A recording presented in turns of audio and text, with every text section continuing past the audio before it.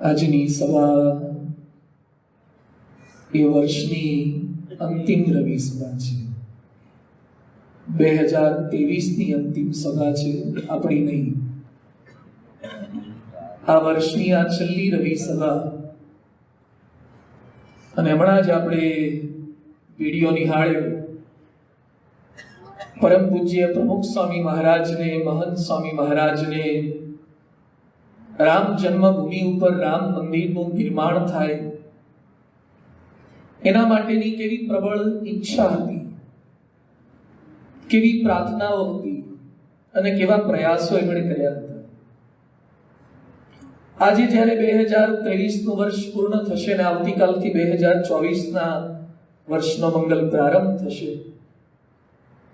વર્ષ દરમિયાન ઘણી બધી અલગ અલગ ઘટનાઓ બનશે, પરંતુ ભારત વર્ષમાં બનનારી એક એવી ઘટના, એક એવો પ્રસંગ, એક એવો મહોત્સવ, જે લોકો અત્યારે પૃથ્વી પર જીવિત છે, જે લોકો હિન્દુત્વ સાથે સંકળાયેલા છે, ભારતીયતા સાથે સંકળાયેલા છે, એ લોકોના જીવનમાં એક યાદગાર મહોત્સવ બની જશે. એ છે રામ જન્મભૂમિ ઉપર અયોધ્યામાં રામ મંદિરની મૂર્તિ પ્રતિષ્ઠાનો મહોત્સવ.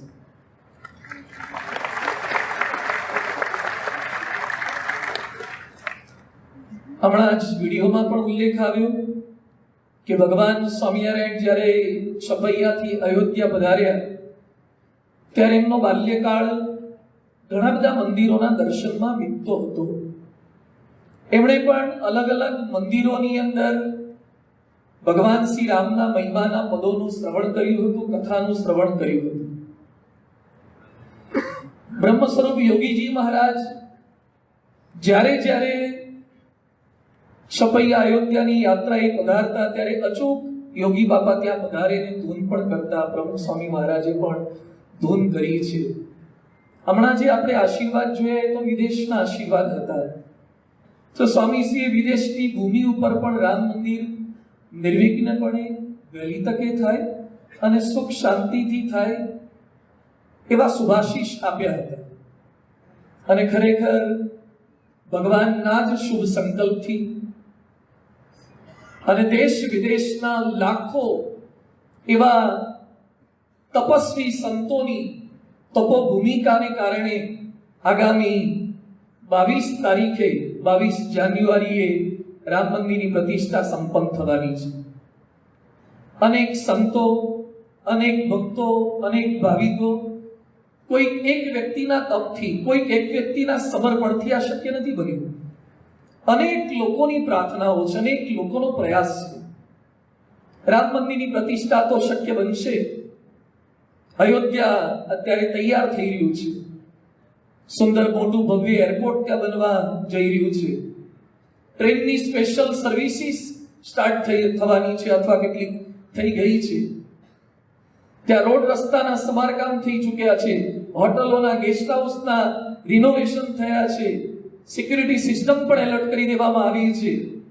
કારણ કે આખા વિશ્વમાંથી બહુ જ મોટી સંખ્યામાં લોકો પણ પધારશે, મહાનુભાવો પધારશે, સંતો મહંતો ત્યાં પધારશે. અને આજે આપણે ગૌરવ સાથે કહી શકીએ છીએ કે જે રામ મંદિરનું નિર્માણ થયું અને હવે પ્રતિષ્ઠા થવાની છે એની પ્રથમ શિલાનું પૂજન આપણા પ્રાણ પ્યારા ગુરુહરિ પ્રમુખ સ્વામી મહારાજે કર્યું. અને સાથે સાથે શિલાન્યાસ માનનીય પ્રધાનમંત્રી નરેન્દ્રભાઈ મોદી અને સંતો મહંતોની ઉપસ્થિતિમાં સંપન્ન થયો. એ ગર્તમાં પધરાવવા માટેની જે સાધન સામગ્રી હોય, એ યંત્ર હોય, એ યંત્રનું પૂજન પરમ પૂજ્ય મહંત સ્વામી મહારાજે નેમપુર મુકામે કરી આપ્યું હતું અને એ શિલાન્યાસની અંદર ત્યાં પધરાવવામાં આવ્યું છે ગર્તની અંદર. તો બંને ગુરુવરીઓની પણ લાગણી, ભાવના, પ્રાર્થના આ રામ મંદિર સાથે જોડાયેલી છે. ત્યારે ઉચિત છે કે આજની રવિ સભામાં પણ આગામી દિવસોમાં જે મહોત્સવ આવી રહ્યો છે એ સંબંધિત કંઈક વાત આપણે સાંભળીએ અને સમજીએ. ઉમાશંકર જોશીએ લખ્યું છે કે જે પ્રજા સમયે સમયે એના મહાપુરુષોનું સ્મરણ નથી કરતી, સ્તવન નથી કરતી, સ્તુતિ નથી કરતી, તે શ્રેષ્ઠ પ્રજા ઉત્પન્ન કરવાની ક્ષમતા ગુમાવી બેસે છે. એટલે જ આપણે અલગ અલગ દિવસોના નામ પણ જયંતીઓ, શ્રી રામનવમી હોય છે, કૃષ્ણ અષ્ટમી હોય છે, કેવા મહાન પુરુષો સરદાર વલ્લભભાઈ પટેલ જેવા હોય કે એ બધાની જયંતી પણ ઉજવવામાં આવે છે. એમણે જે રાષ્ટ્ર માટે કર્યું છે, માનવ જાત માટે કર્યું છે, એનો ઉપકાર ભૂલવો ન જોઈએ. તો આ તો અવતાર હતા, આ તો ભગવાન હતા, એમના ઉપકારોને આપણે કેમ ભૂલી શકીએ? ભગવાન શ્રી રામની સ્મૃતિ વંદના થતી હોય, ભગવાન શ્રી રામના જપ નામ થતા હોય, એની પૂજા થતી હોય, દર્શન થતા હોય, પ્રદક્ષિણા થતા હોય, માળા થાય, થાળ થાય, આરતી થાય, આ બધું પણ થશે અને થઈ રહ્યું છે, વર્ષોથી થઈ રહ્યું છે. પણ આજે થોડુંક વિશિષ્ટ રીતે ભગવાનના મહિમાને સમજવો છે. અયોધ્યામાં રામ ભગવાનની પ્રતિષ્ઠા થાય એ તો થશે જ, એ તો આનંદની ઘડી છે જ, પરંતુ આપણા હૃદય મંદિરની અંદર રામના સદગુણોની પ્રતિષ્ઠા થાય ને એ વધારે આનંદની ઘડી છે. અયોધ્યામાં રામ મંદિરનું નિર્માણ થાય એ તો ગૌરવસભર ઘટના કહી જ શકાય, પરંતુ હૃદય મંદિરનું નિર્માણ થાય એ વધારે ગૌરવસભર ઘટના છે. તો ભગવાન રામને શું આપણે ઓળખતા નથી? આમ તો રામાનંદ સાગરે સિરિયલ બનાવીને હવે આધુનિક કેટલાક ડાયરેક્ટરો પણ પ્રયત્ન કરે છે રામ ભગવાન સંબંધિત એનિમેશન મૂવીઝ બનાવીને કે વેબ સિરીઝ બનાવીને પ્રયાસ કરે છે. રામાનંદ સાગરજીએ ઉચિત પ્રયાસ કર્યો હતો રામ ભગવાનના જીવન અને કવનને લોકો સુધી પહોંચાડવા માટે. જે નહોતા જાણતા એ પણ જાણતા થયા. પરંતુ ક્યારેક દુઃખ સાથે કહેવું પડે છે કે રામના આ દેશમાં રામના કેટલા ભાઈઓ હતા, રામ જંગલમાં કેટલા વર્ષ રહ્યા, રામને મદદ કોણે કોણે કરી હતી અથવા રામ ભગવાને કોની કોની મદદને નિમિત્ત બનાવી હતી. આવા જ્યારે પ્રશ્નો પૂછવામાં આવે ત્યારે મહદ અંશે કેટલાક લોકો મૌન સેવતા હોય છે.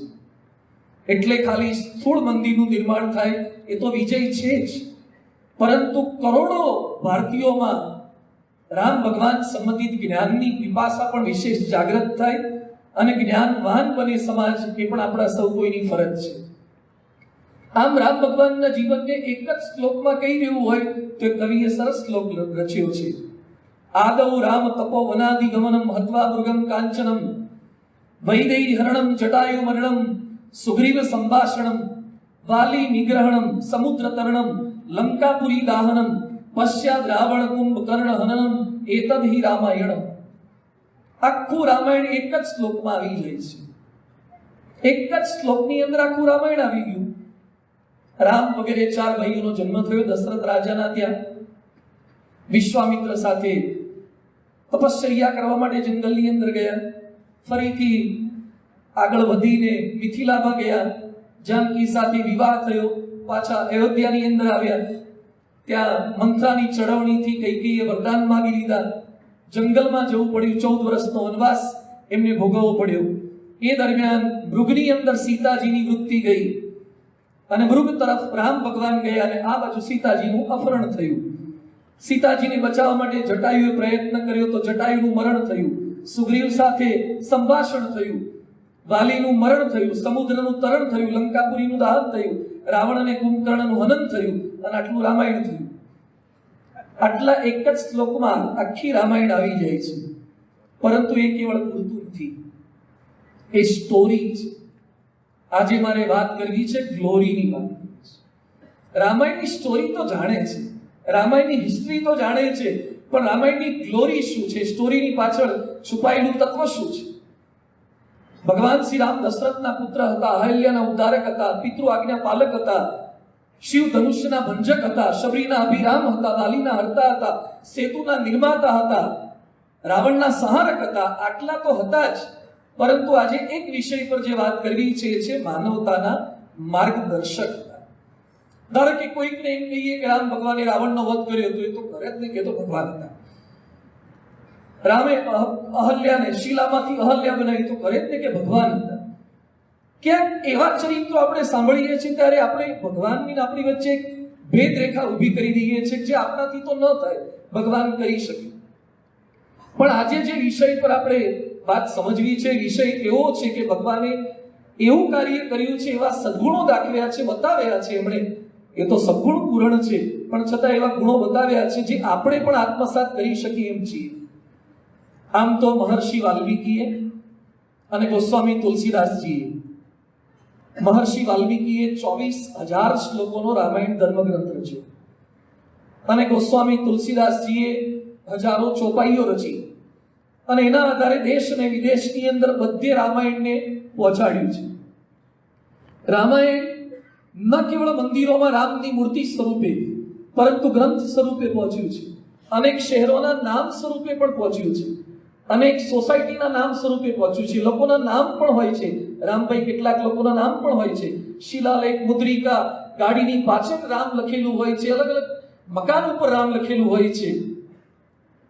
તો રામ ભગવાનનું નામ એ કદાચ હું કે તમે વત્તા ઓછું જાણીશું તો પણ રામ ભગવાન લોકોના હૃદયમાં અને ભારત વર્ષના ઇતિહાસમાં કોતરાઈ ગયા છે અને દુનિયાની કોઈ તાકાત ભૂલી કે ભૂસી નહીં શકે.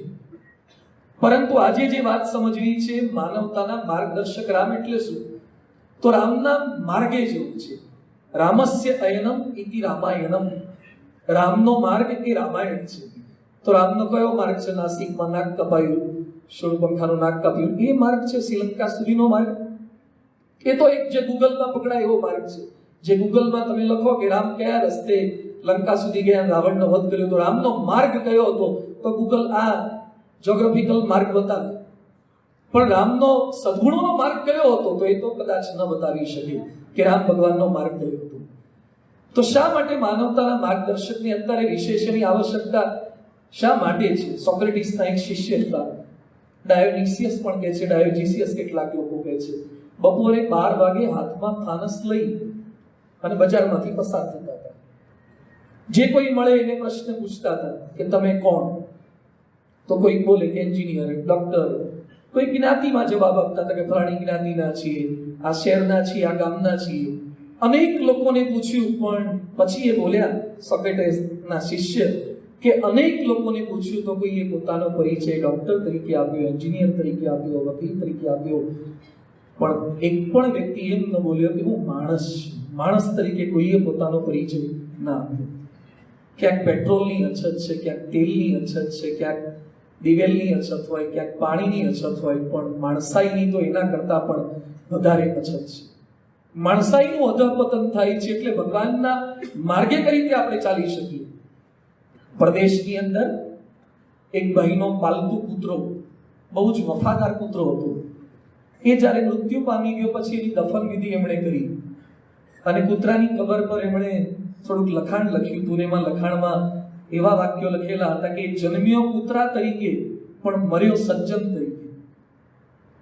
એ જન્મ્યો કૂતરા તરીકે પણ મર્યો સજ્જન તરીકે. આજે માણસ મરી જાય ને માણસ પાછળ કદાચ આવું વાક્ય લખવાનું થાય તો કેટલાક માણસની પાછળ લખવાનું મન થાય કે જન્મ્યો માણસ તરીકે પણ મર્યો, હું નથી બોલ્યો, એ મર્યો આ તરીકે. કેમ આવું થઈ જાય છે? માણસ તરીકે જન્મ મળ્યો અને એવું કેમ જીવન જીવી શકતા નથી? અને જે આદર્શ પુરુષો છે એ પોતાનું લક્ષ્ય આ બનાવે છે કે મારે સાચા માનવ થવું છે. તામિલનાડુના વેલ્લોર જિલ્લાની તાલુકુદુરની એક બાળકી, સુડર કકોડી એનું નામ છે, આ બાલિકાનું નામ છે. એ બાલિકાએ કલામ સાહેબને જુલાઈ 2001માં પ્રશ્ન પૂછ્યો કે તમે તમારી જાતને આમાંથી શું માનો છો? તમે તમારી જાતને આમાંથી શું માનો છો? પછી મલ્ટિપલ ઓપ્શન આપ્યા, વૈકલ્પિક કસોટી જેવું આપ્યું. એક વૈજ્ઞાનિક, એક તામિલ, એક ભારતીય વ્યક્તિ કે સારા માણસ. અને એ સમયે કલામ બોલ્યા હતા કે હું મારી જાતને પહેલા સૌપ્રથમ તો સારો માનવ માનું છું ને સારા માનવમાં બાકીના 3 આવી જાય છે. એક રાષ્ટ્રપતિ કક્ષાએ પહોંચેલી વિભૂતિ, એક મહાપુરુષ જે કેવા પેરામીટર્સના આધારે જીવન જીવતા હતા. તો આપણે પણ એક આદર્શ માનવ બનવું છે. તો રામ ભગવાને માનવતાની શિક્ષાને દીક્ષા આપી છે એમના યુગમાં આવનાર અનેક લોકોને. કલ્પના કરીએ કે વાલિયો કેવો હતો. એ પોતાના રસ્તામાંથી પસાર થનાર લોકોને મારી નાખતો હતો. કદાચ કોઈને લૂંટી લેવા એ તો બરાબર છે, લૂંટે પાછા મારી પણ નાખે, આવું એક દુષ્કૃત્ય કરનારો હતો. પણ રામ ભગવાનના ભજન થકી જ કેવો ફેરફાર એની અંદર થયો.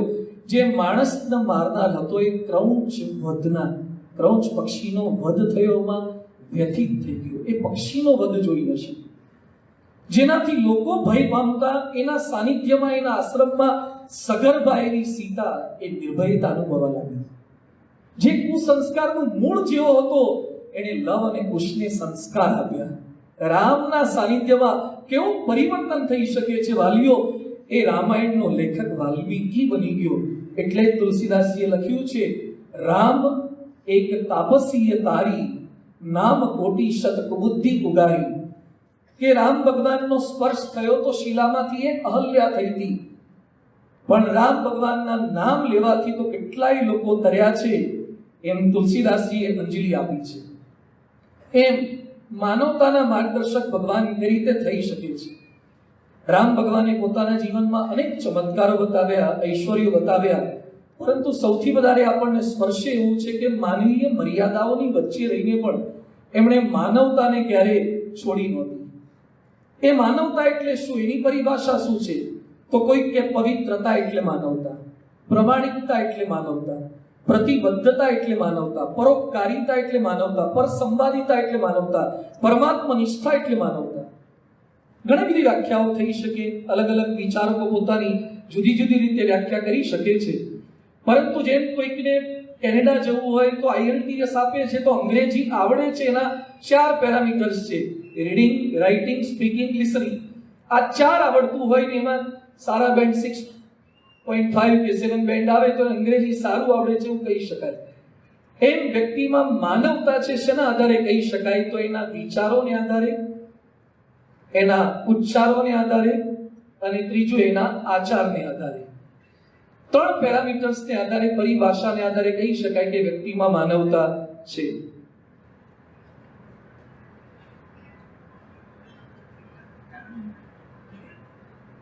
ભગવાન શ્રી રામના જીવનમાં 3 વિષયો કેવા હતા? બહુ તલસ્પર્શી વાતો છે. રામ ભગવાનના વાલ્મીકી રામાયણ ક્યાંક, અને સાથે સાથે તુલસી રામાયણના આધારે જ આ વાત સમજવી છે. પહેલું, ભગવાન શ્રી રામના વિચારોમાં માનવતા. વિચારની અંદર માનવતા કેવી રીતે હોઈ શકે? ભગવાને માનવ માત્રને સૌથી મોટી જો કોઈ ભેટ આપી હોય તો વિચાર શક્તિ આપી છે. થિંકિંગ પ્રોસેસ, સોફ્ટવેર જે અંદર બનાવ્યું છે ને, પ્રોસેસર જે આપ્યું છે ને, વિચાર શક્તિ. અને વિચાર શક્તિને લીધે જ ગાડામાંથી આપણે સ્પેસ શટલ સુધી પહોંચ્યા અને સ્પેસ કોલોની સુધી પહોંચ્યા. ઝૂંપડામાંથી આપણે મલ્ટી સ્ટોરી સુધી પહોંચી ગયા, અને ટપાલમાંથી આપણે ફેસબુક ને ઇન્સ્ટા સુધી પહોંચી ગયા. અને હવે તો AI આવી ગયું છે. આવનારા વર્ષોમાં ક્યાં સુધી પહોંચશે માણસ વિચારવાને લીધે, એની કલ્પના થઈ શકે એમ નથી. તો ભગવાને આપેલી અદ્ભુત ભેટ હોય તો એ વિચાર છે, માણસના વિચારો. પણ મોટે ભાગે માણસ શું વિચારે છે? સતત હું કેમ સુખી થઉં, મને કેમ સુખ મળે. પોતે સુખી થવાના વિચાર કરવા એ આધુનિકતા છે, અને બીજાને સુખી કરવાના વિચાર કરવા એ આધ્યાત્મિકતા છે, એ માનવતા છે, એ સજ્જનતા છે, અથવા તો એ સાધુતા છે. ભગવાન શ્રી રામના જીવનમાં આ વિચાર હતો કે સુખ જ્યારે મળે, એમણે પોતાનો વિચાર નથી કર્યો, બીજાનો વિચાર કર્યો છે. બહુ સુંદર પ્રસંગ આવે છે કે જ્યારે દશરથ રાજાએ મુગટ ધારણ કરતી વખતે દર્પણની અંદર રાય સુધાએ મુકુટ કરેલીના દશરથ રાજાએ એક ધોળો શ્રવણ સમીપ ભય સીત કેસા, એક ધોળો વાળ જોયો. દશરથ રાજા વિચાર કરે છે કે હવે મારે દીકરાને રાજગાદી સોંપી દેવી જોઈએ. અને વશિષ્ઠ ઋષિને પૂછે છે ને વશિષ્ઠને મળીને રામનો રાજ્યાભિષેક કરવાનું તય કરે છે, નિશ્ચિત કરે છે. જેવું રામને ખબર પડે છે કે મારો રાજ્યાભિષેક થવાનો છે, હવે કોઈ સામાન્ય કોર્પોરેટર કે ધારાસભ્ય કે સરપંચ તલાટી નહોતા થવાના, અયોધ્યાના ચક્રવર્તી રાજા થવાના હતા. પણ એ સમયે રામ વશિષ્ઠ ઋષિને જે એક વાત કરે છે, પ્રશ્ન પૂછે છે, એમને જે નથી ગમતું એ વશિષ્ઠજી આગળ કન્ફેસ કરે છે કે જન્મે એક સંગ સબ ભાઈ, ભોજન શયન કેલી લરિકાઈ, કરન વેદ ઉપવીત વિહાહા, સંગ સંગ સબ ભય ઉછાહા.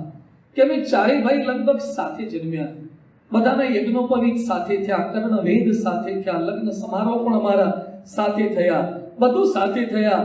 પણ બિમલ વંશય અનુચિત એકુ, બંધુ વિહાઈ બડેહુ અભિષેકુ.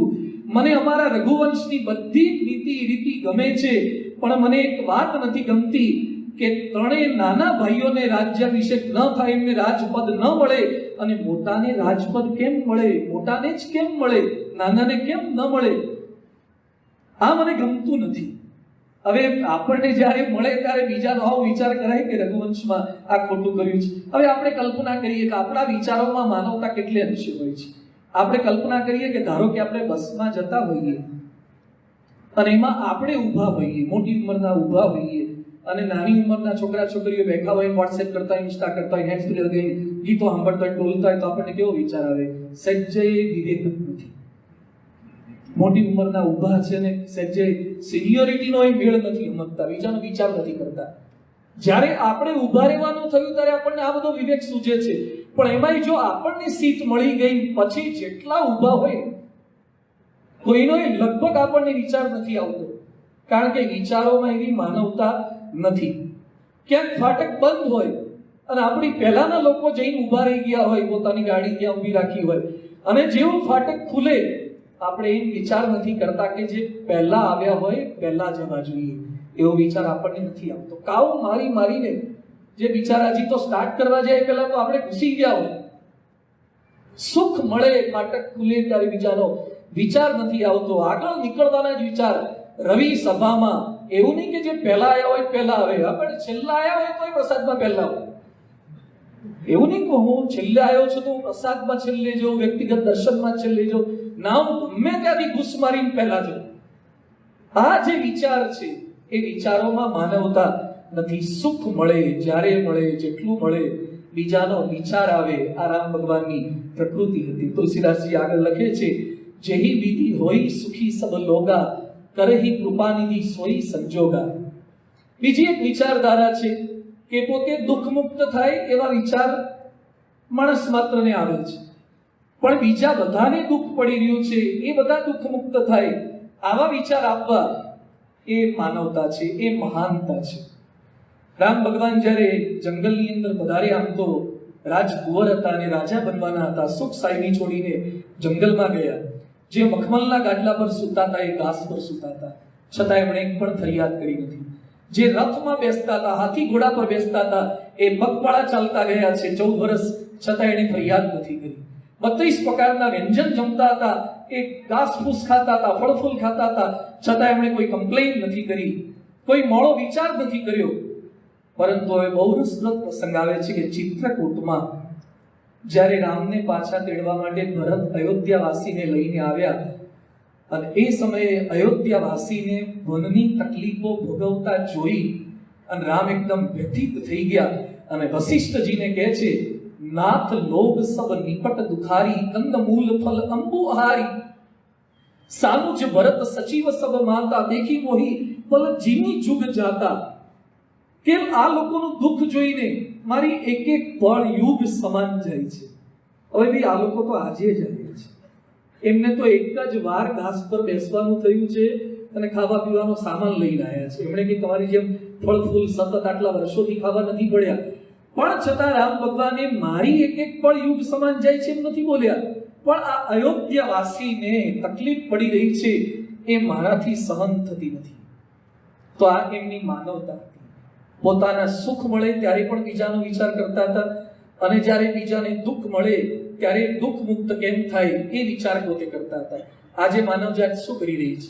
પૃથ્વી પર લગભગ 30 થી 35,000 વૈજ્ઞાનિકો માણસ પહેલામાં પહેલી રીતે મરે ને એવા બોમ્બ શોધી રહ્યા છે, એવી મિસાઇલ શોધી રહ્યા છે, એવી ગોળીઓ શોધી રહ્યા છે કે બુલેટ પ્રૂફ જાકેટને પણ બિંદીને પણ અંદર જતી રહે એવી ગોળીઓ શોધી રહ્યા છે.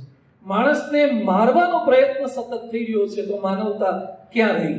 દરેક દેશ પોતાનું ડિફેન્સનું બજેટ વધારી રહ્યા છે, દરેક દેશ પોતાની સૈન્યની તાકાત વધારી રહ્યા છે.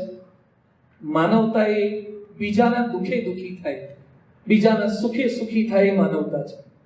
પ્રમુખ સ્વામી મહારાજ 90ના વર્ષની અંદર લંડનમાં હતા અને અચાનક રાત્રે જાગી ગયા અને પ્રાર્થના કરતા હતા. સેવકે જોયું તો સ્વામી પ્રાર્થના કરી રહ્યા હતા, ધૂન કરી રહ્યા હતા. પૂછ્યું, કેમ કરો છો? સ્વામી કે ગુજરાતમાં દુકાળ છે, વરસાદ નથી વરસ્યો, તો પ્રાર્થના કરીએ કે ગુજરાતમાં વરસાદ પડે. લંડનમાં તમારે ક્યાં વરસાદની જરૂર છે? સિઝન જુદી છે, શાંતિથી રાત્રે સૂઈ જાઓ, પણ રાત્રે 1:30-2 વાગે જાગીને પણ ગુજરાતના અકાલની અંદર વરસાદ પડે એવી ધૂન પ્રાર્થના એમણે કરી છે. એમની તો એ સાધુતા હતી, પણ સામાન્ય માણસને પણ એક પ્રેરણા એમણે આપણને આપી છે. પ્રમુખ સ્વામી મહારાજને પ્રશ્ન પૂછ્યો કે કયો વિચાર આપને ક્યારેય નથી આવ્યો? ત્યારે પ્રમુખ સ્વામી મહારાજ શું બોલ્યા? ક્યારેય કોઈ દુઃખી થાય, કોઈનું અહિત થાય એવો વિચાર અમને આવ્યો નથી. આ આપણા રોલ મોડલ એ પોતે બન્યા છે. આજે મહંત સ્વામી મહારાજ પણ આપણે જોઈએ છીએ. મહંત સ્વામી મહારાજ રોજ જે માનસી કરે છે ને, આંખો બંધ કરીને આપણે ધ્યાન કરતા જોઈએ છે, એમને ઠાકોરજીમાં તલ્લીન થયેલા જોઈએ છે. એકવાર સંતોએ પૂછ્યું તો સ્વામી આપ ધ્યાનમાં, પ્રાર્થનામાં કોને કોને યાદ કરો? તો સ્વામી છે ને અલગ અલગ દેશોની સ્મૃતિ કરે છે, દેશોના નામ બોલે છે. અને આપણા માટે આશ્ચર્ય અને અહોભાવનો વિષય છે કે આખો વર્લ્ડ મેપ મહંત સ્વામી મહારાજને મોઢે છે. મોટે ભાગે આપણે જેને જ્યાં જવાનું હોય અથવા જઈ આવ્યા હોય ને એ માંડ મોઢે હોય એ ભૂગોળની અંદર આ કઈ બાજુ આ દેશ આવેલો છે. મહંત સ્વામી મહારાજને ભારતથી શરૂ કરી આ બાજુ ઈસ્ટર્ન સાઈડથી શરૂ કરે તો બધું ફરતા ફરતા આખું રાઉન્ડ મારી દે ત્યાં સુધીના કયા દેશો કયા લોકેશન પર છે બધું મોઢે છે. અને મહંત સ્વામી મહારાજ તમામ દેશો માટે પ્રાર્થના કરે છે, તમામ દેશોની સુખાકારી માટે પ્રાર્થના કરે છે. એટલે બધા સંતોએ પૂછ્યું કે સ્વામી આ દેશ માટે પણ, હું નામ નથી બોલતો, આપણે સમજી ગયા, આ દેશ માટે પણ, આ દેશનું સારું થાય એવો પણ તમારા મનમાં વિચાર આવે? સ્વામી કે હા. કોઈનું અહિત થાય એવો એમના મનમાં વિચાર નથી આવતો. તો આ કયા લેવલની, કઈ કક્ષાની માનવતા છે? એમણે આપણને આ માર્ગે દોરવા માંગે છે. તો ભગવાન શ્રી રામના જીવનની પ્રથમ માનવતાનો જે પેરામીટર્સ છે એ વિચારોમાં માનવતા. બીજું છે ભગવાન શ્રી રામના ઉચ્ચારોમાં માનવતા.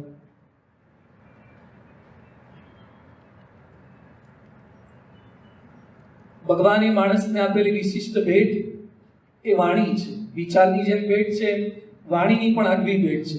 બીજા પશુ પક્ષી કદાચ થોડો ઘણો નાનો મોટો વિચાર કરી શકતા હશે, માનવ જીવો તો નથી કરી શકતા. પણ જે ઉચ્ચારણ આપણને આપ્યું છે ને એવું ઉચ્ચારણ કોઈ જ યોનિની અંદર આપણા જેવું આપ્યું નથી. કેટલી ભાષાઓ બોલાય, કેટલી બોલીઓ બોલાય, આવું ક્યાંય બીજા જીવની અંદર જોવા મળતું નથી. છતાં માણસ માત્રના ઉચ્ચારો સવારથી રાત સુધી કેવા હોય છે? પામરતા ભર્યા, પશુતા ભર્યા અને ક્યાંક દાનવતા ભર્યા. આપણી વાણીમાં, આપણા ઉચ્ચારની અંદર ભાષા શુદ્ધિ હોય છે, પણ ક્યારેક ભાવ શુદ્ધિ નથી હોતી. માણસનું વજન ખાલી વજન કાંટાથી જ નથી થતું, એના વચનથી થાય છે. એ બોલે ને એના આધારે પણ એનું વજન થઈ જાય કે આમનું વેઇટ શું છે. શારીરિક વજનની વાત નથી, પણ એમનું વજન પડે એવા છે કે નહીં, એના શબ્દો પરથી, એના ઉચ્ચારણ પરથી આપણને ખ્યાલ આવી જાય. ભગવાન શ્રી રામના ઉચ્ચારણમાં માનવતાની જોડણી હતી, માનવતાની સંધિ હતી, માનવતાનું વ્યાકરણ હતું, માનવતાની શુદ્ધિ હતી. માણસના ઉચ્ચારણમાં ક્યારેક અહંકારની બદબુ આવે છે, ક્યારેક ઘમંડ આવે છે, ક્યારેક અનીતિની બદબુ આવતી હોય છે. જ્યારે ભગવાન શ્રી રામના ઉચ્ચારણમાં નિષ્કપટ ભાવ હતો. ક્યારેક મમત્વની, ક્યારેક મમત્વની, મિથ્યા આડંબર કે અહંકાર નહોતો. રામ ભગવાન જ્યારે લંકામાંથી પાછા આવી ગયા, પછી રાજ્યાભિષેક થયો અને અયોધ્યાના રાજા થયા, પછી એમણે પ્રજાજનોને એક વાત સરસ કરી હતી. સુનહુ સકલ પુરજન મમ વાણી, કહું ન કુછુ મમતાઉ રાની, નહીં અનીતિ નહીં કછુ પ્રભુતાઈ, સુનહુ કરહુ જો તુમ હી સોહાઈ.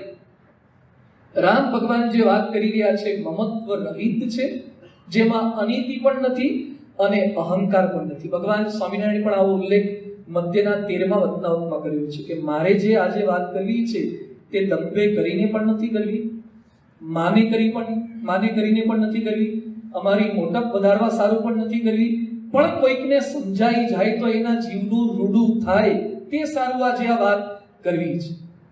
એમ ભગવાન શ્રી રામના ઉચ્ચારણની અંદર શું કહે છે? નહીં અનીતિ નહીં કછુ પ્રભુતાઈ.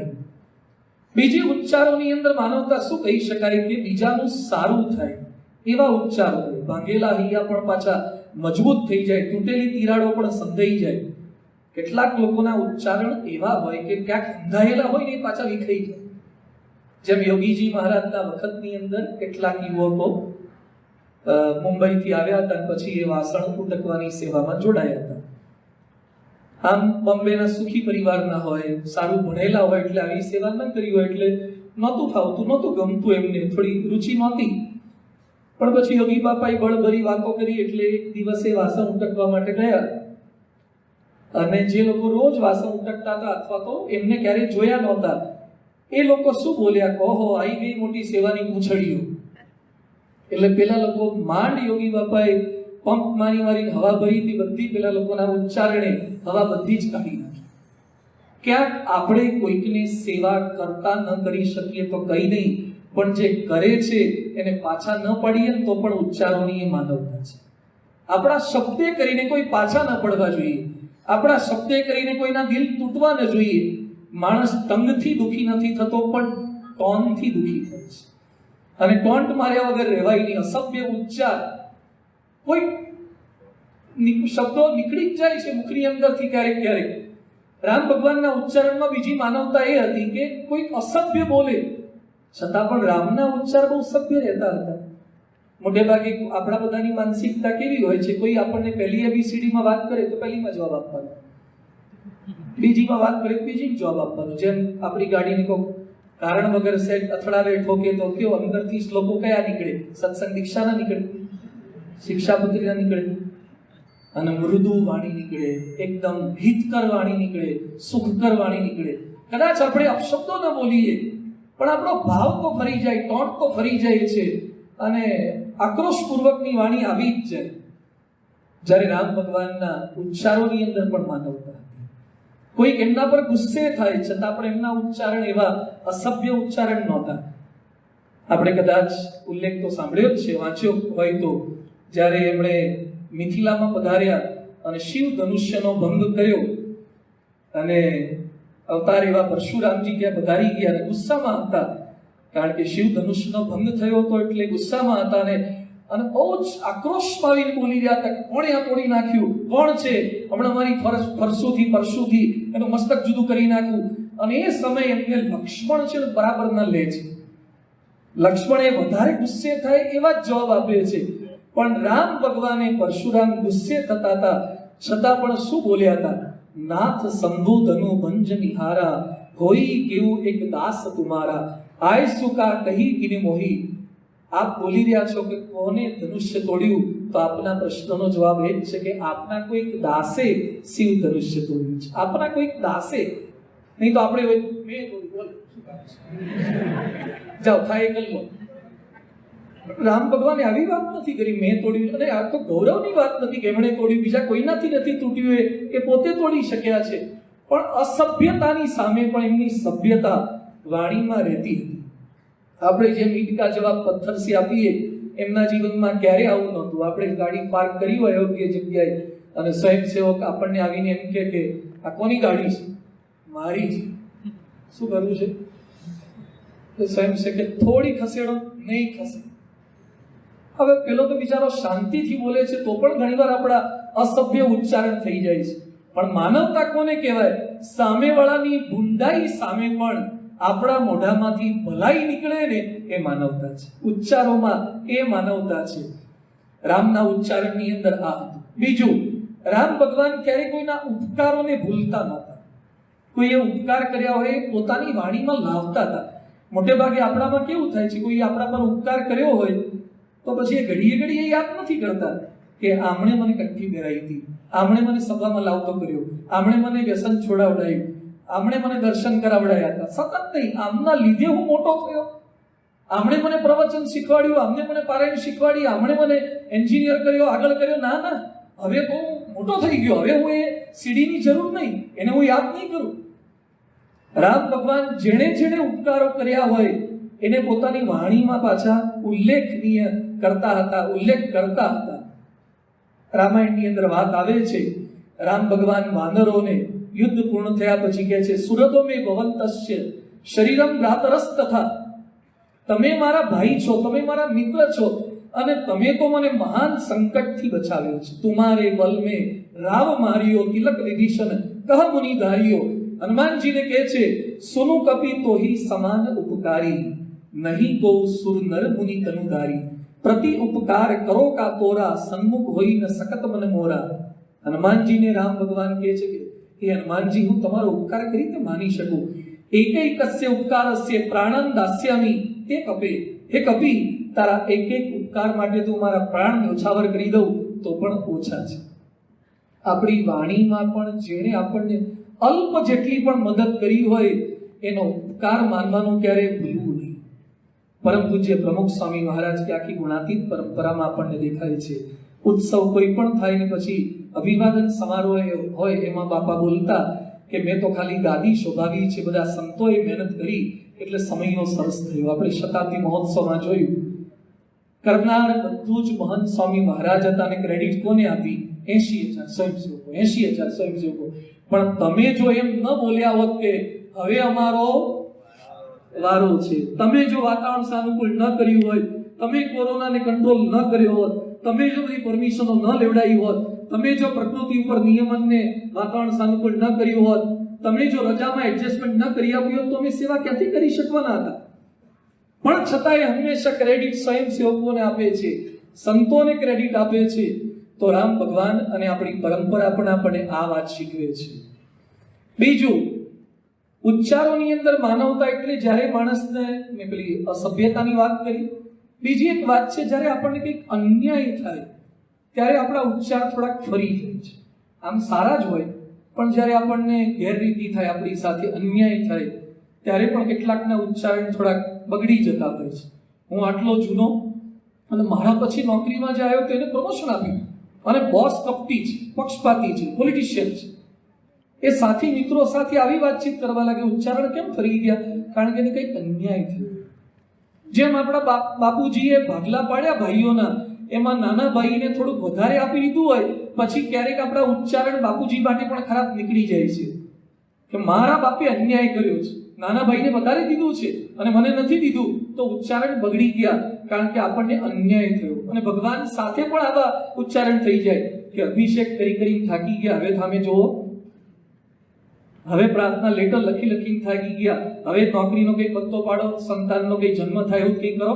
ઉચ્ચારણ ભગવાન સાથેના વાર્તાલાપ કેમ બદલાતા ગયા? કારણ કે આપણને થોડોક અન્યાય થયો એવું લાગ્યું. ભગવાન શ્રી રામના જીવનની અંદર ઉચ્ચારની અંદર પણ અન્યાય થયો, પણ છતાં માનવતા નીકળતી નહોતી. જ્યારે રામ ભગવાનને જંગલમાં જવાનો આદેશ આપ્યો, દશરથ રાજા તો બોલ્યા જ નથી, કઈ બોલ્યા છે, દશરથ વતી અને રામને જંગલમાં જવાનો આદેશ કઈ જ આપ્યો છે. એ સમયે જ્યારે રામને વનવાસની આજ્ઞાથી રાજ્યને બદલે વનમાં જવાનું છે, આ સમાચાર કૌશલ્યાને આપતા રામ ભગવાન જ્યારે કૌશલ્યા માતા કૌશલ્યા પાસે ગયા અને એ સમયે રામ શું કહે છે? આપણે હોઈએ અને પછી બાપ તરફથી અન્યાય થયો હોય ને પર માત થકી અન્યાય થયો હોય તો પોતાની સગી માતાને શું વાત કરે કે પેલી માએ આવું કર્યું, અને બાપ પણ એવા નીકળ્યા, એણે પણ અન્યાય કર્યો. અને અહીંયા રામ ભગવાનના ઉચ્ચારણ તુલસીદાસજીએ લખ્યા છે, પિતા દીન મોહી કાનન રાજુ, જ સબ ભાંતિ મોર બડ કાજુ, મુનિ મન મિલનું વિશેષી બન સબ હી ભાંતિ હિત મોર. હે માં, મને ખાલી અયોધ્યાનું રાજ્ય નહીં, મારા બાપે મને આવડું મોટું જંગલનું રાજ્ય આપ્યું, લિમિટલેસ, બોર્ડરલેસ, આવડું મોટું રાજ્ય આપી દીધું. અને અયોધ્યામાં રહ્યો હોત તો મને વર્ષે 2-5 વખત સાધુ સંતોના દર્શન થાત. હવે હું જંગલમાં જઈશ એટલે મને સમયે સમયે સાધુ સંતોના દર્શન થશે. એમના ઉચ્ચારણમાં લેશ માત્ર નેગેટિવિટી આવી નહોતી. એ કૈકેયીએ જંગલમાં મોકલ્યા છતાં કૈકેયીને મળે તો પણ એ વાત કરે છે, તાત સ્નેહો ભરત મહિમા, કે માતા તમે મને જંગલમાં મોકલ્યો તો જ સારું થયું. અરે કોકના ઉચ્ચારણમાં અસભ્યતા આવે તો પણ એને અટકાવી દેતા હતા. લક્ષ્મણ ક્યારેક થોડાક આવેશમાં આવી જતા, એવો તુલસીદાસજીએ પણ ઉલ્લેખ કર્યો છે કે લક્ષ્મણ જ્યારે આવેશમાં આવી બોલી જતા કે આપણે અન્યાય થયો છે, પિતાજી આપણા માટે કેમ આવું કર્યું? લખે છે તુલસીદાસજી, પુની કછુ લખન કહી કટુ બાની, પુની કછુ લખન કહી કટુ બાની, પ્રભુ બરજે બડ અનુચિત જાની. હે લક્ષ્મણ, દશરથ રાજા માટે ને આપણા પિતાશ્રી માટે આવો ખરાબ શબ્દ ક્યારેય નહીં બોલવાનો. લક્ષ્મણ ક્યારેક ભરત માટે પણ થોડુંક હીણું ઘસાતું બોલતા એવું રામને લાગ્યું કે ભરત માટે ઘસાતું બોલે છે. અને એ સમયે પણ રામ બોલ્યા હતા કે ત્રિભુવનમાં ભરત જેવો તો કોઈ ભાઈ નથી, બોલ્યા નથી ને બોલવા દીધા પણ નથી. અને એકવાર ભરત પણ કઈ માટે થોડુંક બોલવા જતા હતા રામની હાજરીમાં, અને એ સમયે રામે ભરતને પણ અટકાવ્યા છે કે કૈકેયીનો કોઈ જ વાંક નથી. માનવતા એટલે આ છે કે અસભ્ય કોઈ બોલે, તમે ન બોલો એ તો બરાબર છે, પણ કોઈ બોલવા જતું હોય એને પણ તમારા ઉચ્ચારણથી અટકાવી દો, એ માનવતા છે. રામ ભગવાનના જીવનમાં આ હતું. બીજું, માણસને સફળતા મળે ત્યારે ઉચ્ચારણ થોડાક બદલાઈ જાય, ઘમંડ આવે, ધીસ ઇઝ માય અચીવમેન્ટ આવી જાય, પરીક્ષામાં ટકા આવે, રમતમાં જીત આવે, ચૂંટણીમાં સફળતા આવે, ધંધાની સફળતા આવે, મારી બુદ્ધિ, મારો પુરુષાર્થ, મારું આયોજન, એ બધું આવી જાય. રામ ભગવાન રાવણના વધ પછી દેવતાઓને અર્ઘ્ય આપતા લખે છે તુલસીદાસજી કે હું તો દશરથનો પુત્ર જ છું અને રામ નામે મનુષ્ય છું. વાલ્મીકીજીએ પણ આ વાતની નોંધ કરી છે કે હું તો રામ નામે મનુષ્ય છું. પરાક્રમ ઢાંકે છે ભગવાન, પરાક્રમ પોતાના ઢાંકે છે. રાવણના વધ પછી સ્વર્ગસ્થ પિતાને અંજલિ આપે છે અને કહે છે તાત સકલતા પુણ્ય પ્રભાવ જીત્યો અજય નિશાચર રાવ, કે તમારી કૃપા હતી એટલે હું રાવણનો વધ કરી શક્યો. માતા કૌશલ્યાને પણ કહે છે કે વશિષ્ઠની કૃપા હતી એટલે હું રાવણનો વધ કરી શક્યો. તો સફળતા મળે ત્યારે પણ ઉચ્ચારણ ન બદલાય, એ માનવતા છે. તો રામ ભગવાનના વિચારમાં માનવતા હતી. બીજું, રામ ભગવાનના ઉચ્ચારમાં માનવતા હતી. સફળતા મળે, નિષ્ફળતા મળે, કોઈના અપકારોને ભૂલી જઈએ, ઉપકારોને યાદ રાખીએ, એ ઉચ્ચારમાં માનવતા કહેવાય. અને ત્રીજો મુદ્દો છે રામના આચારમાં માનવતા હતી.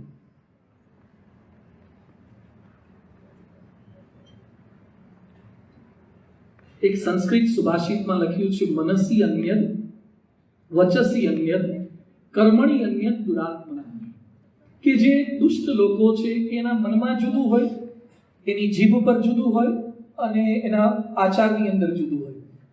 અને બીજી પંક્તિની અંદર લખે છે મનસી એકમ વચસી એકમ કર્મણી એકમ મહાત્મના, કે જે મહાન પુરુષો છે એના મન કર્મ વચન બધું એકરૂપતા હોય છે. તો આચારની અંદર પણ આ હોવું જોઈએ. ખાલી વિચારમાં હોય, વિચારે તો બધા જ બળવાન થઈ જાય, કદાચ આમ તો અઘરું છે લાવવું. ઉચ્ચારની અંદર પણ જીભે જલેબીઓ પાડવા માંડે, પણ પછી આચારની અંદર એને લાવવું. તો રામ ભગવાનના આચારની અંદર હતું. કથની ને કરણી એ બંને એમને એક હતું.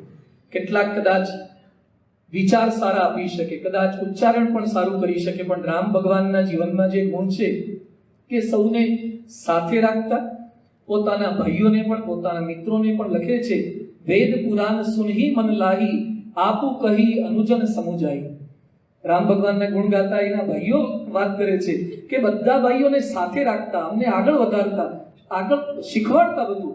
ભરતે બહુ સરસ વાત નોંધી છે. હ્યુમન રિલેશનની અદ્ભુત વાત રામ ભગવાનના જીવનમાંથી આપણને પ્રેરણા મળે છે.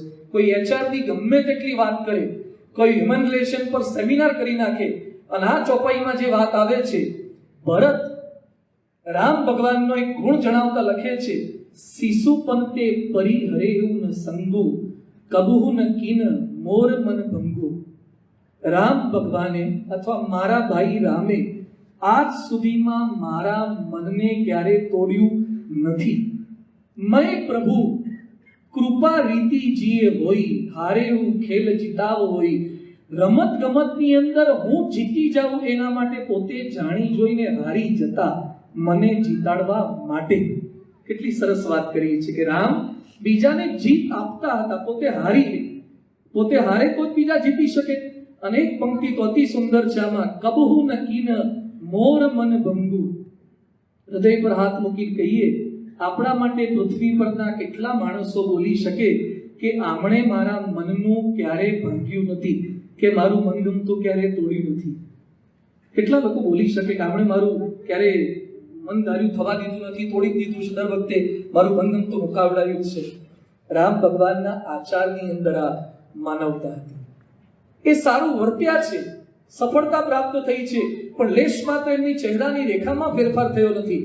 જે આગળ ધનુષ્ય ભંગની મેં વાત કરી, તો ધનુષ્ય ભંગ કરવાની આખી ઘટના ચાલતી હતી અને એની અંદર બધા રાજાઓ આવતા હતા, શક્તિ પ્રદર્શન કરતા હતા, સિક્સ પેક બોડી બતાવતા હતા અને આમ હાથે ને મૂછે ને બધે તાવ દેતા હતા અને કોઈ કશું જ કરી શકતા નહોતા. કોઈ કેટલાક તો એક હાથે ઉચકવા જતા હતા, કે પછી એક ના થાય તો બે હાથે પ્રયત્ન કરે, હાથે ને પગે બધી એનર્જી એટીપી બધું પૂરું કરી નાખતા તોય ન થાય.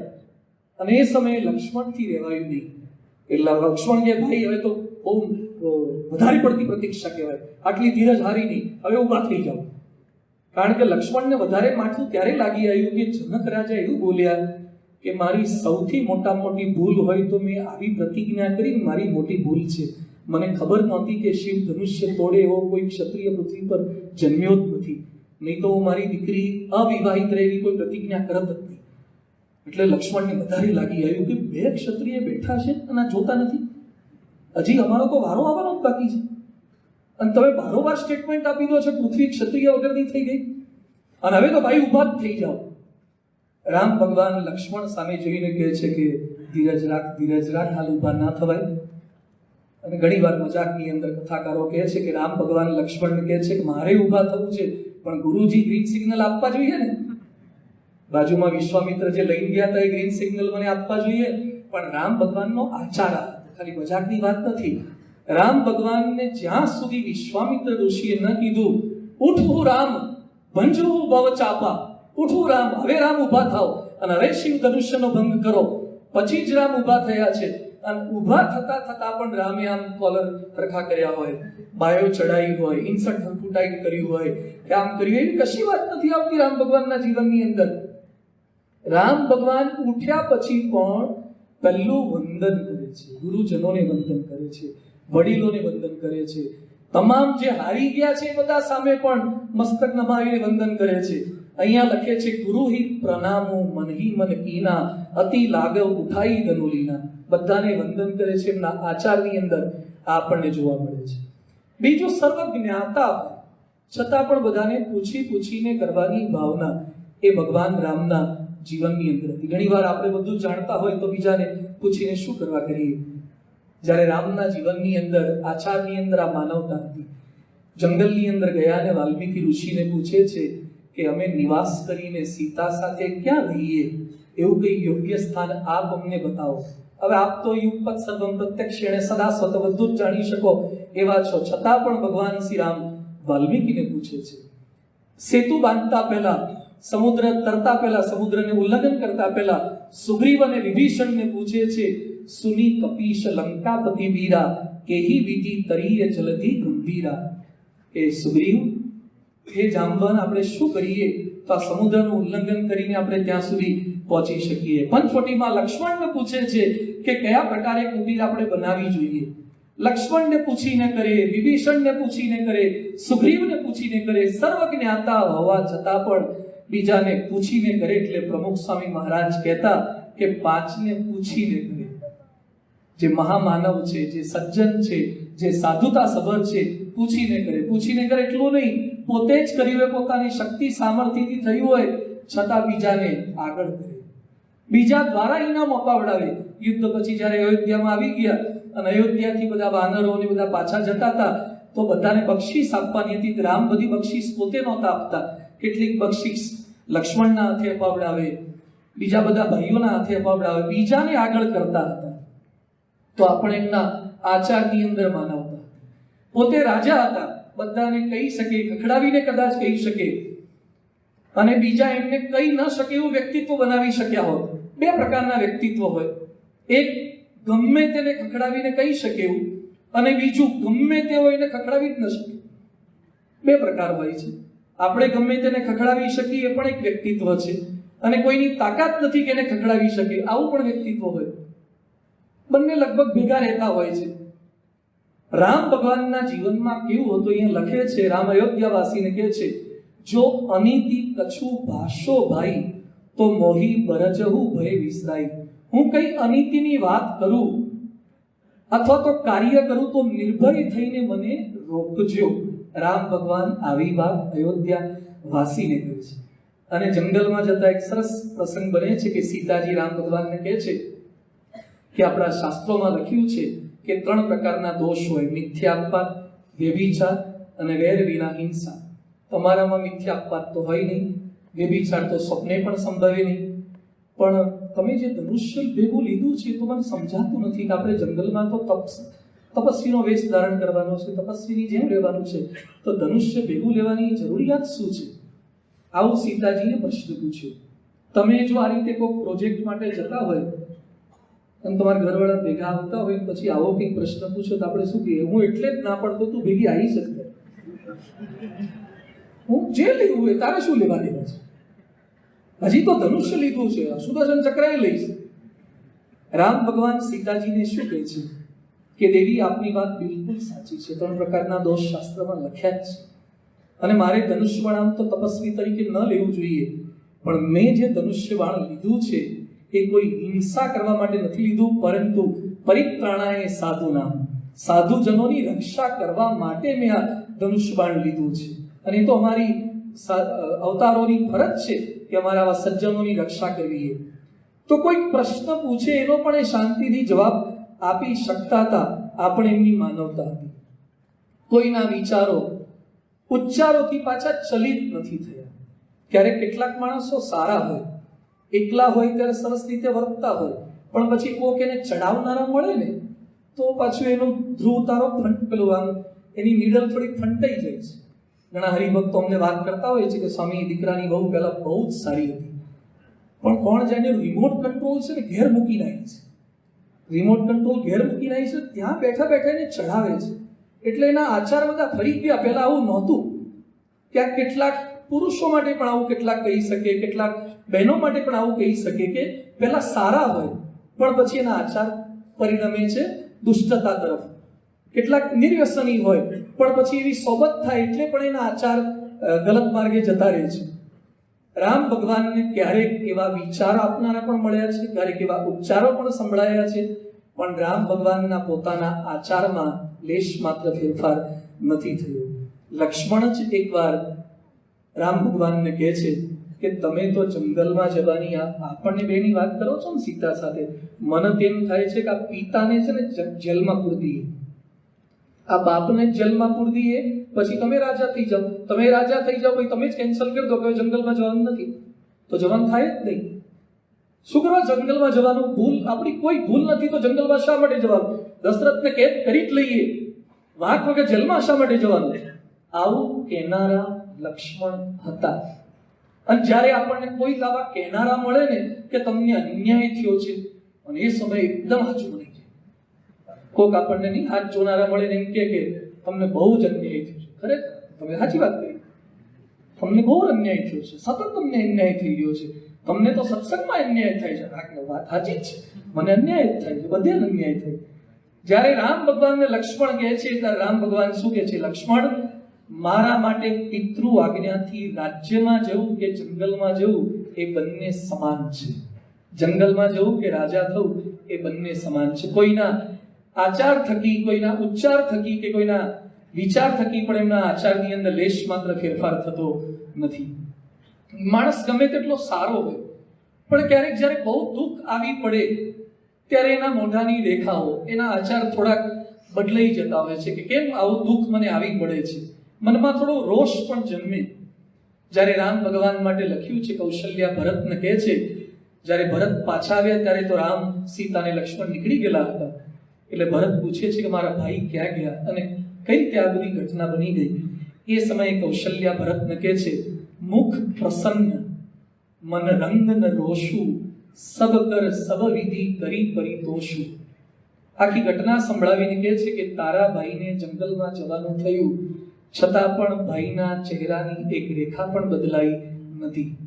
એના આચારની અંદર ન પ્રવિવેશ શોકમ આહુતસ્ય અભિષેકાય વિસૃષ્ટસ્ય વનાય છે કે એક રેખા પણ એમની ફરકી નથી. તો રામ ભગવાનનો આચાર આ હતો. બીજું, એમના ચારિત્ર્યમાં કોઈ ડાઘ બતાવી ન શકે એવો એમનો શ્રેષ્ઠ આચાર હતો. જનકના ત્યાં જતા પહેલા રામ ભગવાન લક્ષ્મણને કહે છે, રઘુવંશી કર સહજ સ્વભાવ મન કુપંથુ પગુ ધરીને કાઉ મોહી અતિશય પ્રતીતિ મન કેરી જેહી સપનેહુ પર નારી ન હેરી. હે લક્ષ્મણ, મને મનમાં પ્રતીતિ છે કે અમે રઘુવંશમાં જન્મેલા સપને પણ પરનારીનો ક્યારે સંકલ્પ પણ નથી કરતા. આ આચારની અંદર માનવતા છે, આ આચારની પવિત્રતા છે. જે રામ ભગવાન પૂજનીય કેમ છે, રામ ભગવાન લાખોના આદર્શ કેમ છે, રામ ભગવાનની કથાઓ કેમ થાય છે, રામ ભગવાનના ચરિત્રનું ગાન કેમ થાય છે? કારણ કે એમના આચારમાં સપને પણ કોઈ ડાઘ બતાવી શકે એમ કોઈ જન્મ્યો નથી. બીજું, જંગલમાં ગયા પછી પણ જ્યારે શૂળપંખા આવી, અને એ તો રૂપવાન બનીને આવી હતી, એ સમયે તો એને પોતાનું પોત પ્રકાશ્યું નહોતું, અને પાછી રામ પાસે આવ્યા પછી નાસિકની અંદર શું કહે છે? તુમ સમ પુરુષ નમો સમ નારી, ય સંજોગ વિધિ રચા વિચારી. શૂર્પણખા રામને એમ કહે છે કે આ પૃથ્વી પર તમારા જેવો કોઈ પુરુષ નથી, મારા જેવી કોઈ રૂપવાન સ્ત્રી નથી. આવું જો કોઈ એકલ દોકલ પુરુષને કોઈ ખામેથી માગવું આવી જાય તો આમ પાણી પાણી થઈ જાય, લેવાઈ જાય, ભલભલા લેવાઈ જાય, અરે પરણેલા લેવાઈ જાય, કુંવારા તો લેવાઈ જાય પણ પરણેલા લેવાઈ જાય. રામ ભગવાનને જ્યારે આવું સામેથી પ્રલોભન આવે છે છતાં રામ ભગવાન લેશ માત્ર ચલાયમાન થતા નથી.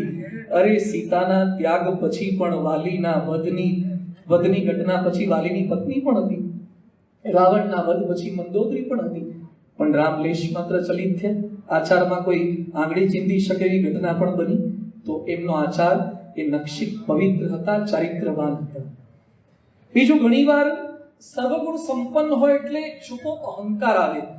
એ મંદિરે પણ ના જાય, એ ભગવાન અને સંતને નમે પણ નહીં. એકવાર એક ભાઈને મેં કીધું પધરાવણીમાં, જેમ હરિભક્તના ઘરે ગયા પછી બાજુમાં કોઈકનું ઘર હોય એટલે હરિભક્તે વાત કરી, સ્વામી પેલાના ત્યાં બાજુમાં નજીક રહે છે અને સારા માણસ છે, સજ્જન છે, જઈએ.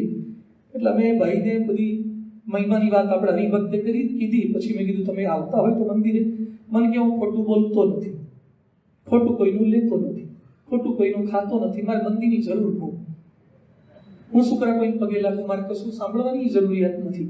આ અહંકાર છે ને સત્વ ગુણનો અહંકાર છે.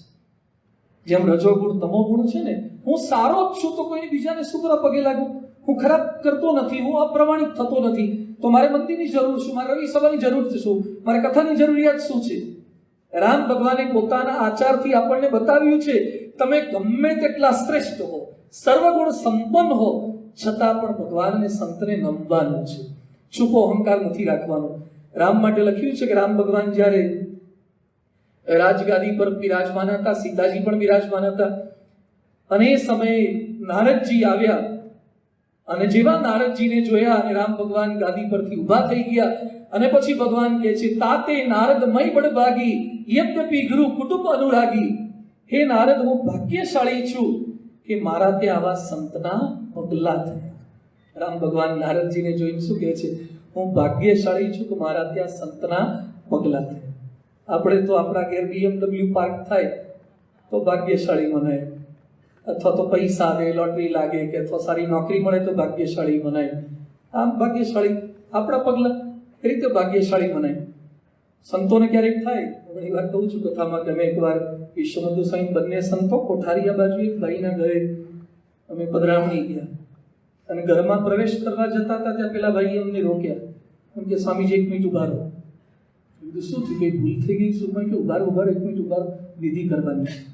એટલે ઘરમાં અંદર ગયા અને કથરોટ ભરીને પેલું પલાળેલું કંકુ લઈ ગયા. આખી કથરોટ પેલી ત્રાસક આવે લોટ બાંધવાની એવી મોટી ભીનું કંકુ લઈ ગયા. મને કે હવે પગલા કરો, આમાં કંકુમાં પગલા કરો ને પછી અંદર પ્રવેશ કરો. મેં કીધું આટલા વર્ષોથી આપણે રહીએ છીએ પણ આ એકે આપણો મહિમા સમજ્યું કોઈ આવો સમજતા નથી. પલાળેલા કંકુ લઈ આવે ને આમાં પગ ઉપર. એટલે હું એની સામે જોતો હતો. મને કે શું જોઈ રહ્યા છો, પગલા કરો અંદર અને પછી ઘરમાં પગલા પાડો. એટલે બધું ના કરાય આવું અમારાથી. મને કે એમાં શું ના કરાય, કે કંકુ વાળા પગ કરવાના પછી ઘરમાં પગલા પાડવાના. મેં કીધું આ ન કરાય, કારણ કે ભગવાનના જ પગલા હોય. બાકી ગુણાતીત સત્પુરુષના સંત પરંપરા એમને આદેશ આપ્યો છે ભગવાનના જ પગલા પૂજાય. જ્યાં પણ છત્રી હોય છે એ ચરણારવિંદ હોય છે, કોના હોય છે? ભગવાન સ્વામિનારાયણના ચરણારવિંદ હોય છે. પગે લાગે વંદન કરે બરાબર છે, પણ કંકુવાળા છાપ આપવાની એ કોઈ સંત પગલા ન આપે. મને કે એમાં કોઈને કહીશું નહીં. મેં કીધું કહીશું નહીં એવું થોડું છે, તું ના કે એટલે અમારા પગલા થોડા પાડવાના હોય. એટલે મેં કીધું ન કરાય, આપણે તમે બાજુ પર લઈ લો, તમે અંદર જઈએ. તો મને કે આટલું બધું પલાળ્યું એનું કરવાનું શું? એને ભીના કંકુની ચિંતા થઈ કે આટલું પલાળ્યું એનું કરવાનું શું? મેં કીધું અમે જતા રહીએ પછી તમારા ધર્મપત્નીના પગલા પડાવજો તો ઘરમાં સુખ શાંતિ થાય. મન કે અત્યાર સુધી હારું હતું, એના પગલા પડ્યા પછી જ આ તકલીફો શરૂ થઈ છે, એટલે તમારા પગલા પાડવાની વાત કરું. પણ ક્યાંક સંતોના પગલા કદાચ કોઈ પડાવડાવે, આપણા પગલા કોણ પડાવડાવે? સંતોના પગલા પડાવડાવે. આપણા તો કદાચ પગલા ભૂલથી પડ્યા હોય ને તો પોતું મારીને ભૂસી નાખીએ, અને પોતું માર્યા પછી જો આપણે પગલા પાડવા જતા હોઈએ તો ધમકી આપે ઘણા, અથવા પલંગ ઉપરથી પગ લટકતા રખાવે, ઉપર લઈ લો, ખોટું પોતું બગાડી નાખશો, આપણા પગલા કોણ પાડે? પણ રામ ભગવાન આ તો સ્વયં ભગવાન હતા, પણ છતાંય સંતનો મહિમા, જેમ આ તો પેલા ભાઈને જેમ મહિમા હતો, આ તો આપણે હરિભક્તો સમજે, પણ ભગવાન સંતનો મહિમા સમજે કે તાતે નારદ મય બળ ભાગી યદ્યપિ ગુરુ કુટુંબ અનુરાગી. એકવાર ઉલ્લેખ તો એવો આવે છે કે રાજ્યાભિષેક પછી શૌનક વગેરે ઋષિ આવ્યા, તો શૌનક જ્યારે આવ્યા તો દેખ રામ મુનિ આવત હર્ષિ દંડવત કીના. રામ ભગવાને જ્યારે ઋષિ મુનિના આવતા જોયા ત્યારે દંડવત કર્યા, અને એટલા દોડીને દંડવત કરવા ગયા, સ્વાગત પૂછી પિત પટ પ્રભુ બેઠન કહ દીના. રામ ભગવાને ઋષિ મુનિ બેસાડવાનું પેલું કંઈ તાત્કાલિક મળ્યું નહીં, તો પોતાનું ઉપર વસ્ત્ર હતું એ વસ્ત્ર નીચે પાથરી દીધું. કેવો મહિમા સમજ્યા. તો ભગવાને પોતાના આચારથી આપણને સમજાવ્યું છે કે ગમે તેટલા મોટા થયા પછી પણ બધા આપણા કરતા મોટા છે, દરેક સદગુણી છે, અને એમના માટે નાના મોટા કોઈ હતા જ નહીં. એ શબરીના હેઠા બોર પણ ખાઈ શકે, નિષાદ રાજને પણ પ્રેમથી મળી શકે, વાનરોને પણ પ્રેમથી મળે. તુલસીદાસે એક સરસ વાત કરી છે, અસ કપી એકન સેના માહી રામ કુશલ જેહી પૂછી નહીં. રામ ભગવાનની આ વાનરોની સેનામાં એક વાનર એવો નહોતો કે રામે જેના ક્ષેમ કુશળ પૂછ્યા ના હોય. તમામને મળવાનું, નાના મોટા તમામને મળવાનું, દરેક સાથે આદર સત્કારે, જટાયુના અગ્નિ સંસ્કાર પણ પોતે કરી શકે છે, છેલ્લે પ્રેમથી મળી શકે છે, રાજ્યાભિષેક પછી બાલ મિત્રોને પણ મળી શકે છે, અને કોઈકે પોતાનું અહિત કર્યું છતાં પણ એને મનમાં રાખતા નથી, પોતાના આચારમાં જણાવવા દેતા નથી. કૈકેયીને જંગલમાંથી પાછા ફર્યા પછી રામ પહેલા મળે છે, અને કૈકેયી જ્યારે મનમાં ગ્લાનિ અનુભવતા હતા ત્યારે રામ કહે છે કે આપનો કોઈ વાંક ગુનો નથી, આ તો નસીબમાં જેમ લખ્યું હોય એમ એવું થાય.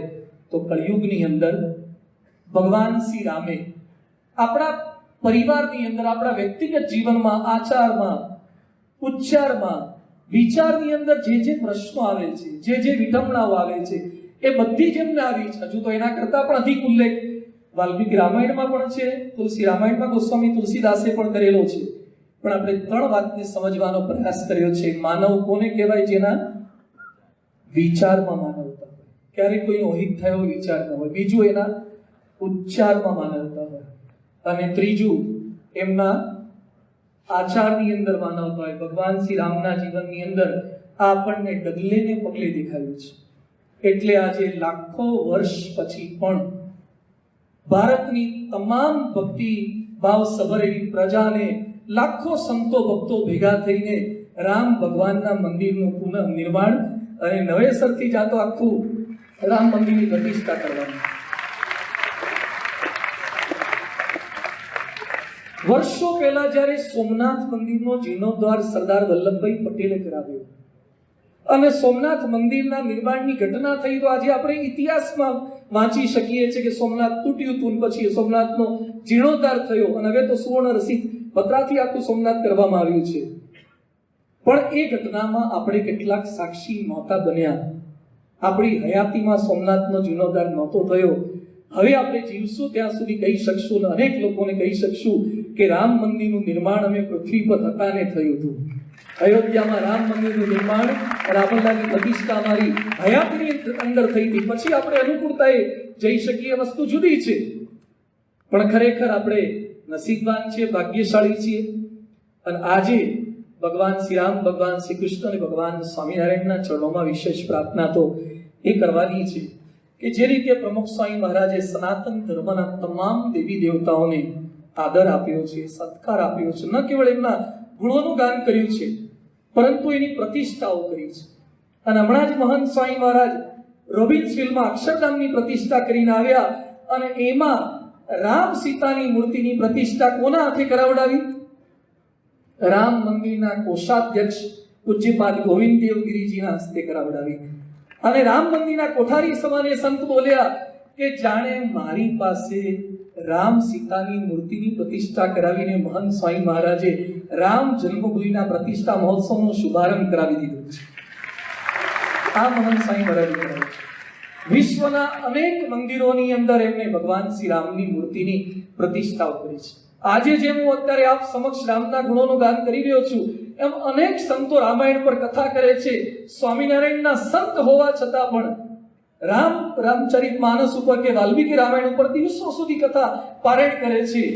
સનાતન ધર્મના તમામ દેવી દેવતાને આદર આપે છે, યોગ્ય સત્કાર આપે છે, અને સાથે સાથે એમના જીવનના આચાર વિચાર ઉચ્ચારના માર્ગે અનેક લોકોને ચાલવાની પ્રેરણા આપે છે. આજે આપણે પણ પ્રાર્થનાબદ્ધ એ થવું છે, સંકલ્પબદ્ધ એ થવું છે કે 22મી જાન્યુઆરીએ રામચંદ્ર ભગવાનની રામલલાની પ્રતિષ્ઠા થઈ જશે, પરંતુ રામ ભગવાનના સદગુણોની આપણા હૃદય મંદિરમાં પ્રતિષ્ઠા થાય, એ સાચી પ્રતિષ્ઠાથી આપણે મહોત્સવની ઉજવણી કરવાની છે. આમ તો મધ્યસ્થ કાર્યાલય આપણને આદેશ આપ્યો છે, આગામી દિવસોમાં આપણે ડિટેલિંગ પણ જણાવવાના છીએ કે કઈ રીતે આપણે આ મહોત્સવની ઉજવણી કરવાની છે. જેમ ઘેર ઘેર જન્મોત્સવ કરતા હતા, એમ ઘેર ઘેર પ્રતિષ્ઠા મહોત્સવની ઉજવણી આપણે કરવાના છીએ. પરમ પૂજ્ય મહંત સ્વામી મહારાજની પણ બહુ દ્રઢ રુચિ છે. આખો ભારત વર્ષને ભારતમાં જ નહીં, વિશ્વમાં રહેતા તમામ ભારતીયો આ મહોત્સવની ઉજવણી કરવાના છે. તો આજે ભગવાન શ્રી રામ, ભગવાન શ્રી કૃષ્ણ, ભગવાન સ્વામિનારાયણ, પ્રગટ ગુરુજી મહંત સ્વામી મહારાજના ચરણોમાં પ્રાર્થના કરીએ કે સ્વામી, અમારા વિચારોમાં, અમારા ઉચ્ચારોમાં અને અમારા આચારની અંદર ભગવાન રામ જેવી, ભગવાન શ્રી કૃષ્ણ જેવી, ભગવાન સ્વામિનારાયણ જેવી ગુણાતીત પરંપરા જેવી આવી માનવતા, સજ્જનતા, પવિત્રતા, સાધુતા આવે અને જીવનના છેલ્લા શ્વાસ સુધી અમે પણ સતત અમારા યોગમાં આવનાર પ્રત્યેક વ્યક્તિના હૃદયમાં ભગવાન રામની પ્રતિષ્ઠા કરતા રહીએ, ભગવાન કૃષ્ણની પ્રતિષ્ઠા કરતા રહીએ, ભગવાન સ્વામિનારાયણની પ્રતિષ્ઠા કરતા રહીએ, કહેતા ધર્મનું સ્થાપન કરતા રહીએ, ધર્મની સ્થાપના કરતા રહીએ. એટલે આ જે સ્થાપના થઈ રહી છે, ધર્મની સ્થાપના થઈ રહી છે. અને સાથે મળીને આપણે પ્રાર્થના કરીએ કે આવનારો મહોત્સવ નિર્વિઘ્નપણે સુખ શાંતિથી સંપન્ન થાય, એવું બળ બુદ્ધિ શક્તિ તમામ શાસનકર્તાઓને, તમામ વ્યવસ્થાપકોને, તમામ અધિષ્ઠાતાઓને અને ભારત વર્ષની તમામ પ્રજાને પ્રાપ્ત થાય, એ જ પ્રાર્થના. શ્રી સ્વામિનારાયણ ભગવાન.